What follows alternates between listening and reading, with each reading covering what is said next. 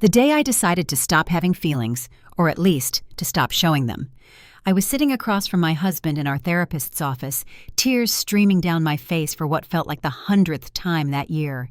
"See?" Daniel said, gesturing toward me with exasperation. "This is what I'm talking about. Everything becomes this huge emotional scene. I can't just mention a problem without it turning into this." Dr. Warner, our therapist, turned to me with practiced neutrality.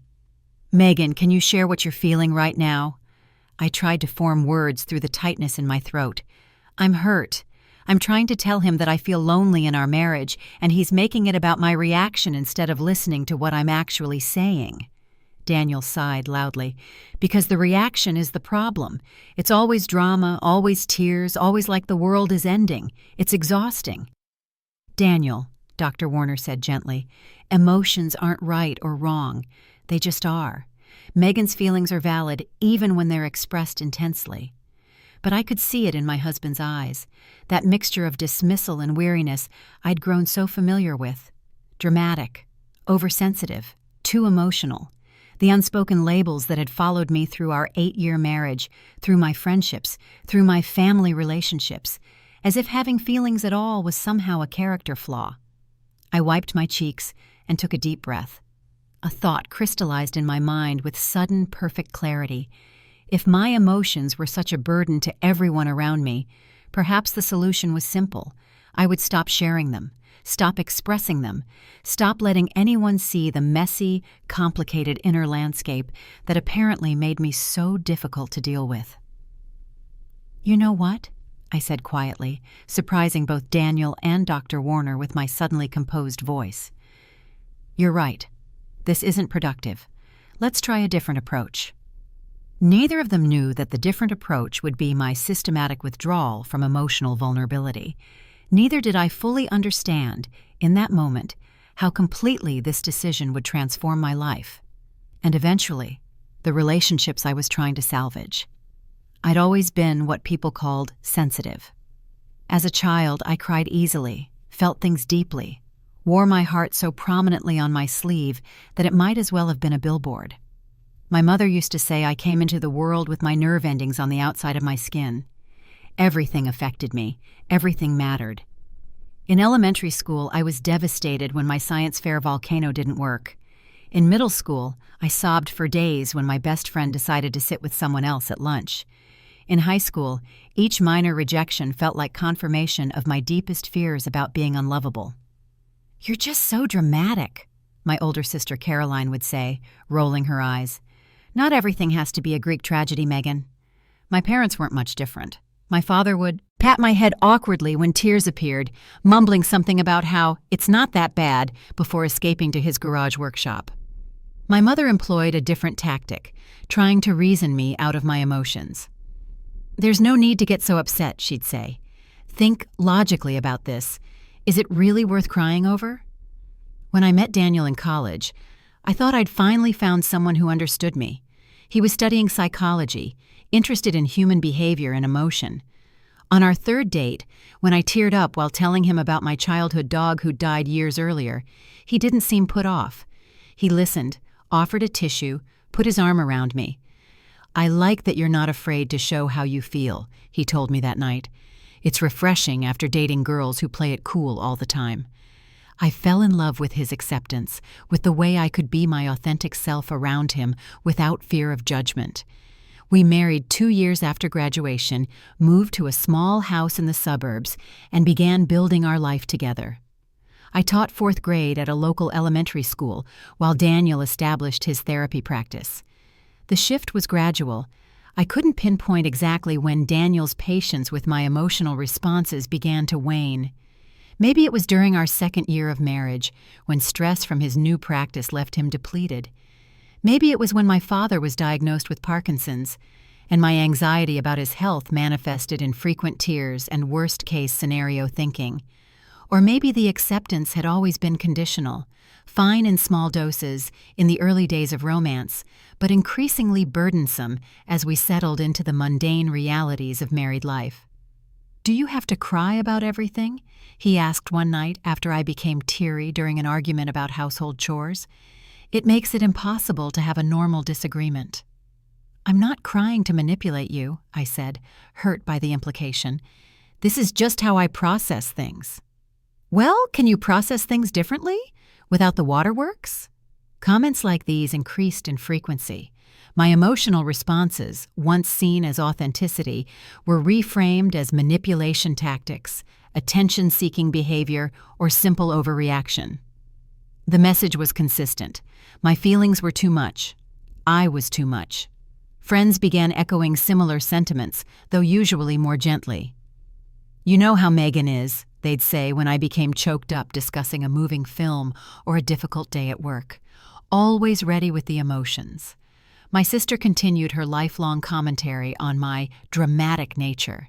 Even my students' parents sometimes seemed wary of my enthusiasm or my visible concern over classroom challenges.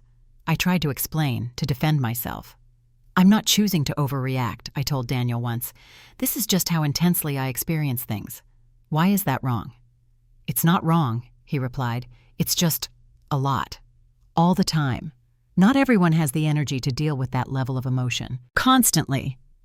His words stung because they tapped into my deepest insecurity, that my authentic self was simply too overwhelming for others to accept, that I was fundamentally flawed in how I experienced and expressed emotion, that to be lovable, I needed to be less of who I actually was. By the time we started couples therapy, our marriage was strained by more than just my emotional expression.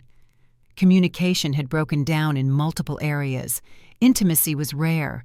We moved around our home like polite strangers, carefully avoiding topics that might lead to conflict. But consistently, when issues were raised in Dr. Warner's office, my tears or emotional intensity became Daniel's focus, his excuse for why resolution seemed impossible. Which brought us to that pivotal session, to his exasperated gesture toward my tearful face, to my quiet realization that perhaps the solution wasn't to make him understand my emotions, but to stop burdening him with them altogether. The transformation didn't happen overnight. It required practice, vigilance, a constant internal monitoring system. When I felt tears forming, I excused myself to the bathroom. When anger bubbled up, I swallowed it down with a sip of water and a tight smile. When joy threatened to overflow into enthusiastic expression, I contained it to a measured, socially acceptable response. I developed physical techniques to manage visible emotional reactions, biting the inside of my cheek, digging my fingernails into my palm, breathing exercises I'd learned from a meditation app, anything to maintain the mask of calm composure I was determined to wear. At first, Daniel seemed pleased with the change. Arguments decreased, not because our problems were resolved, but because I no longer reacted emotionally to them.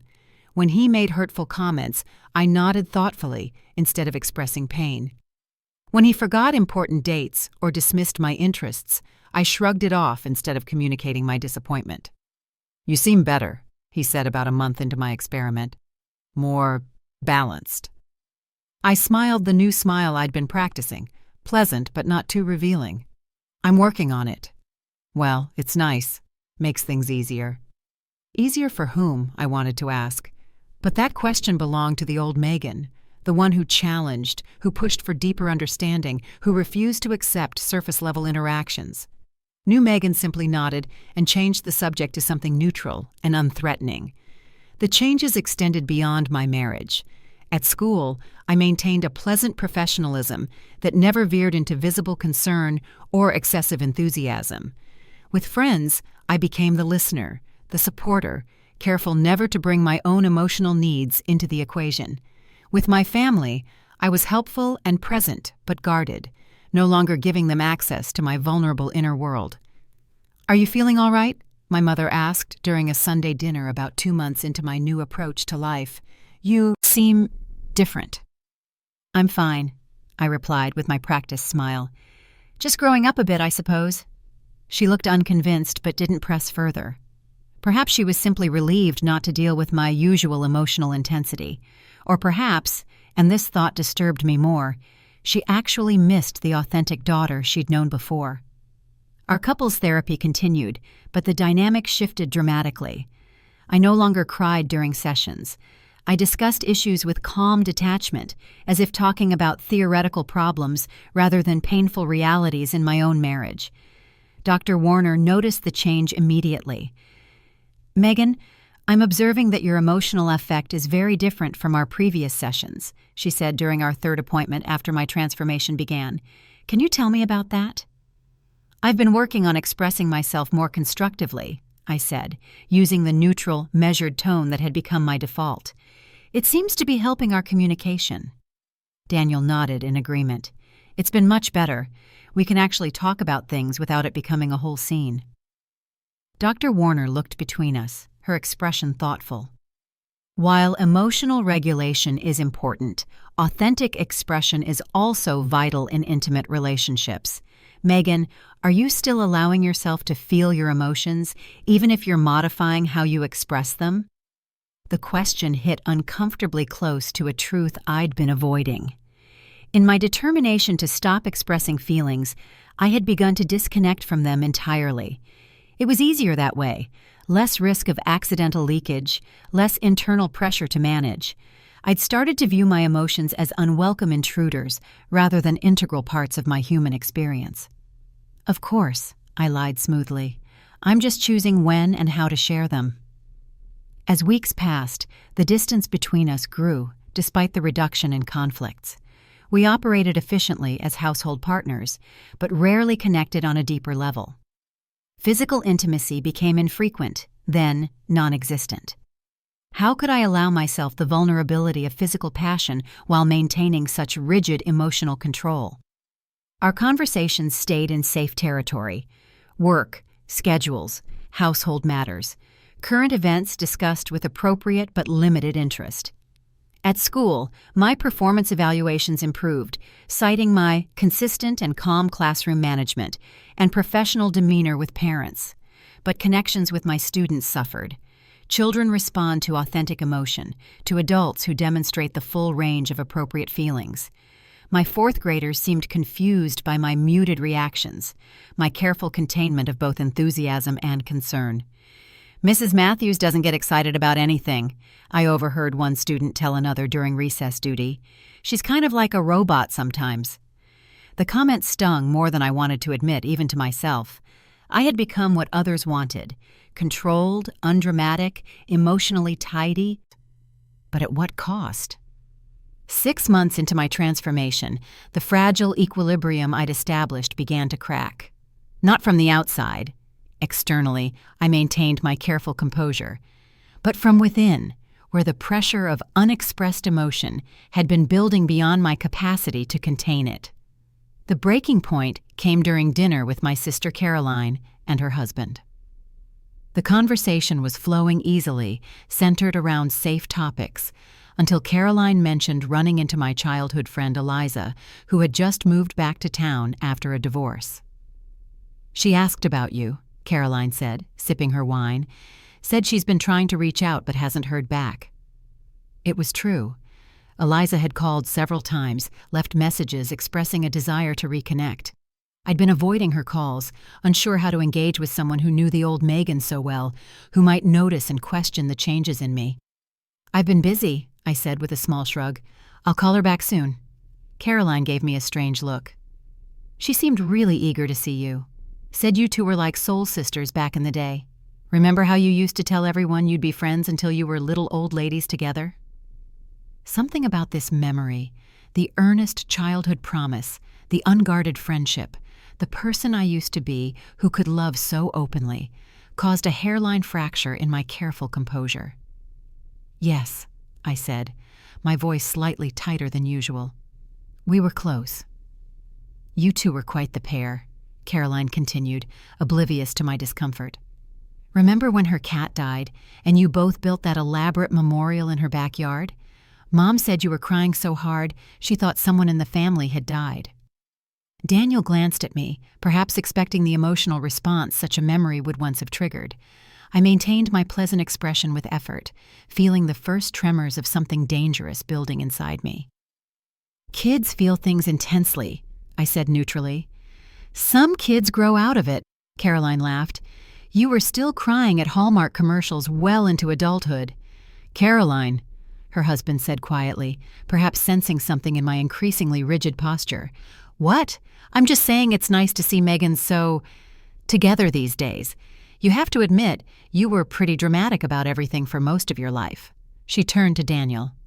I don't know how you handled it, honestly. It wasn't always easy, Daniel replied with an awkward chuckle, clearly attempting humor, but hitting something much more painful. And that was it, the final crack in the dam I'd built so carefully. 6 months of suppressed emotions surged forward with overwhelming force. But even then, even in the moment of breaking, my new conditioning held. Instead of tears or anger or visible hurt, I simply stood up from the table with robotic calm. Excuse me, I said in a voice I barely recognized as my own. I need some air. I walked out of the restaurant with measured steps, maintaining the illusion of composure until I reached the quiet side street around the corner. There, hidden from view, I leaned against a brick wall and tried to breathe through the tightness in my chest. The emotion wasn't coming out as it once would have, in cleansing tears or honest words, but was instead turning inward, constricting my lungs, sending my heart racing, making the world tilt alarmingly around me. I was having a panic attack, I realized distantly. My body forcing a release, my mind refused to allow. Megan?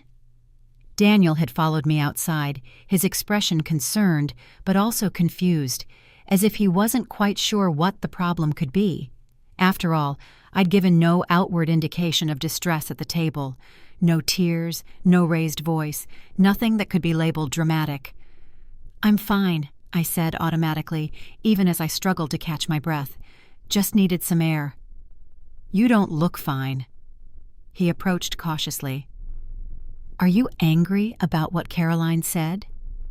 The question was so inadequate to the reality of what I was experiencing that something finally broke completely. Not in tears or shouting, but in a sudden, absolute stillness, as I looked at my husband and realized he no longer had any idea who I was. Neither, perhaps, did I. I'm not angry, I said after a long moment. I'm not anything. That's the problem. Daniel frowned. I don't understand. 6 months ago, you told me I was too dramatic, too emotional, that my feelings were exhausting to deal with, so I stopped sharing them. I locked everything away to become the kind of person who wouldn't burden everyone with her messy emotions. The words came out flat, factual, as if I were discussing someone else entirely. I never asked you to become a robot, he said, looking genuinely confused. I just wanted less intensity sometimes. There's no dial to turn down on feelings, Daniel. They're either expressed honestly or suppressed. I chose suppression because I was tired of being shamed for how I experienced the world. He ran a hand through his hair, visibly struggling. So for 6 months you've been, pretending? Not pretending. Containing. Controlling. Becoming what everyone wanted. Someone who doesn't cry too easily or get too excited or need too much emotional engagement. Someone who isn't too much. Someone acceptable. I never wanted you to stop being you, Daniel said quietly. I didn't know how to handle the intensity sometimes. You could have learned, I replied, a hint of the old Megan's fire showing through. Instead of expecting me to change my fundamental nature, you could have developed better skills for engaging with emotion, but it was easier to label me as the problem. He looked stricken, perhaps recognizing the truth in my words. I didn't realize what was happening. Why didn't you say something? The question hung between us, its irony so perfect it almost made me laugh. Almost. Because saying something would have meant being emotional, being dramatic, being too much. I took a deep breath, feeling something shift inside me. Not the old freedom of emotional expression, but perhaps the first step toward reclaiming it. I can't do this anymore, Daniel. I can't keep pretending I don't feel things deeply. It's killing me. I checked into a hotel that night, needing space to think, to feel, to begin the process of reconnecting with myself. Sitting on the anonymous bed in the quiet room, I did something I hadn't allowed in 6 months. I cried. Not the careful, controlled tears that might be socially acceptable, but deep, body-shaking sobs that released months of suppressed grief, anger, loneliness, and loss. It wasn't pretty, it wasn't contained, it was messy and raw and exactly what I needed. The next morning, I called in sick to work for the first time in months. Then I did something else I'd been avoiding. I called Eliza, my old friend who knew the authentic Megan before I began dismantling her. "I've missed you," she said when she answered, no hint of resentment for my avoidance. "Is everything okay?" "No," I replied, allowing the truth to emerge without filtering. "Nothing is okay, but I think maybe it could be, eventually." We met for coffee that afternoon, sitting across from someone who had known me at my most emotionally expressive, who had never labeled me dramatic or too much, felt both terrifying and liberating. Could I still be that person? Did I even want to be?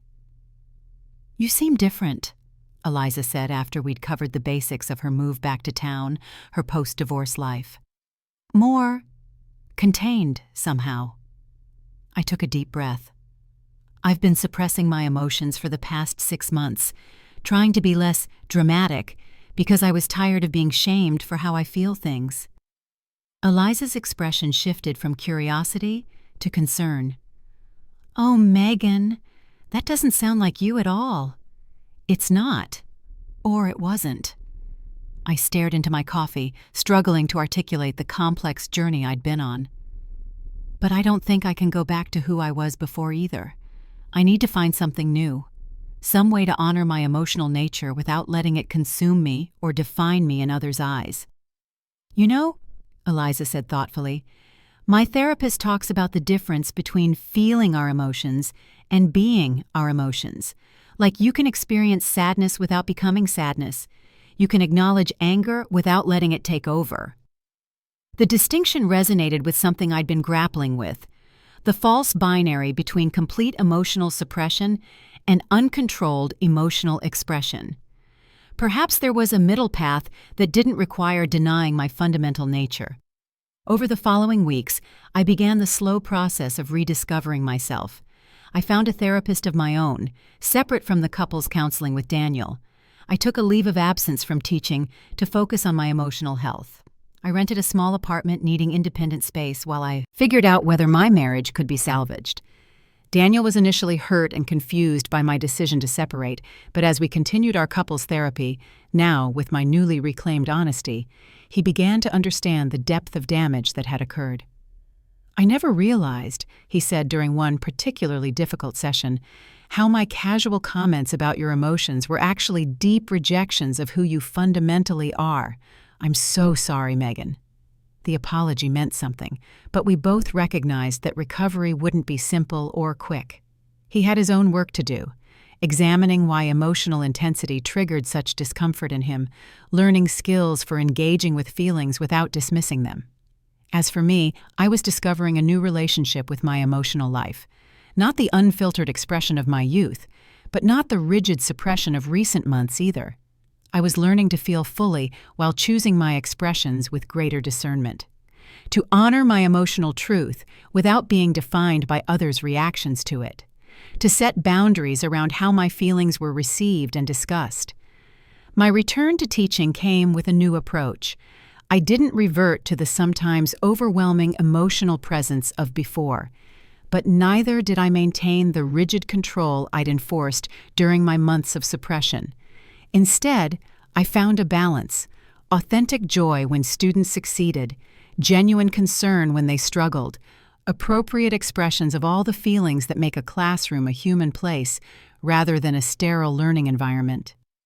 "You seem more like yourself again, Mrs. Matthews," one observant student commented after I'd enthusiastically celebrated their class project. "You were kind of scary when you never smiled for real." Children, with their unfiltered honesty, often see what adults miss. A year after the night I walked out of the restaurant, I stood in front of my classroom of new fourth graders, listening to their excited chatter on the first day of school. I felt the familiar flutter of anticipation in my chest, the emotional response I now acknowledged without shame. "Good morning, everyone," I said with a genuine smile. "I'm Mrs. Matthews, and I'm so happy to be your teacher this year." The happiness wasn't contained or muted. It was real, expressed without apology or fear of being too much. In that moment, I realized how far I'd come from the woman who had systematically disconnected from her emotional life in a desperate attempt to be acceptable to others. I'd been called dramatic for having feelings, so I stopped sharing any of them altogether. And in that silence, that emotional absence, I'd learned perhaps the most important lesson of my life, that authentic emotion, expressed with intention and ownership rather than suppression or apology, is not a flaw to be corrected, but a gift to be honored. Some relationships had been casualties of this realization. Daniel and I had ultimately decided to divorce, recognizing that despite genuine efforts on both sides, the damage to our connection was too profound to fully repair. We parted with mutual respect and a shared understanding of how we had both contributed to the breakdown of our marriage. Other relationships had transformed. My friendship with Eliza had deepened into a source of genuine support. My professional life had found new balance. Even my family dynamics had shifted as I established clear boundaries around how I would allow my emotional expression to be discussed and labeled. Most importantly, my relationship with myself had healed. I no longer viewed my emotional nature as a defect to be hidden or managed, but as an integral part of who I was, sometimes challenging, but ultimately valuable. I'd learned to feel without drowning, to express without apologizing, to be authentically myself without requiring universal approval. That evening, I met Eliza for our weekly dinner, allowing myself the simple joy of connection with someone who accepted me fully. "How was the first day?" she asked as we settled into our favorite booth. "Wonderful," I replied, not tempering my enthusiasm. "Exhausting. A little overwhelming. Perfect." She smiled, recognizing and appreciating the emotional complexity in my response. "So, the full Megan experience?" "Exactly," I laughed. "The full Megan experience. No longer hidden, no longer too much. Just exactly as it should be." I had been called dramatic for having feelings. I had stopped sharing any of them altogether. And in that painful journey from expression to suppression and back to authentic presence, I had discovered that the problem had never been my emotions. It had been the world's response to them, and my willingness to accept that response as truth.